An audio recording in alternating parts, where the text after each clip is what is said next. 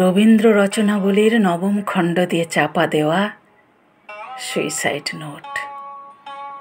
ছেলেকে লেখা। লিখে হাতে ব্লেড নিয়ে বাথরুমে ঢুকেছিলেন মাস্টার মশাই। দুপুরবেলা কাজের লোক দরজার তলা দিয়ে রক্ত আসছে দেখে চিৎকার করে ওঠে। ছেলেকে লেখা এই তার প্রথম এবং শেষ চিঠি। অরণি, আমি বিশ্বাস করি সন্তান পবিত্র জলের মতো। যদিও তোমার সঙ্গে আমার সম্পর্ক ভালো নয়, তবুও তোমাকেই লিখে রেখে যাই।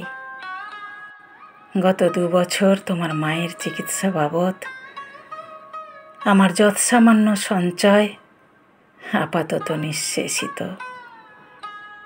চিকিৎসার ব্যয়ভার আমি আর নিতে পারছিলাম না। জীবনে তোমার টাকা ছুঁইনি, মরেও ছুঁব না। আমি আজীবন ছাত্র পড়িয়েছি, জ্ঞান তো কোনো অন্যায় করিনি। গত মাসে আমার স্কুলে এক অভিভাবক এসে ঝুলোঝুলি করেন তার ছেলেকে নেবার জন্য।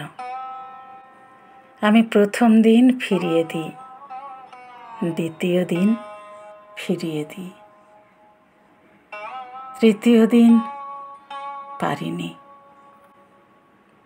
তিনি আমাকে একটা বড় খামে 30,000 টাকা দিয়ে চলে যান। সেই টাকায় এই মাসে তোমার মায়ের চিকিৎসা চলছে। জানি না তিনি বাড়ি ফিরবেন কিনা কোনো দিন। ফিরলে বলো,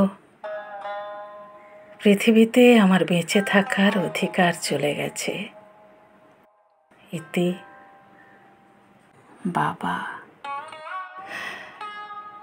যখন সারাটা দেশ দাঁড়িয়ে আছে টাকার উপর, তখন রবীন্দ্র রচনাবলী দিয়ে চাপা দেওয়া একটা সুইসাইড নোট।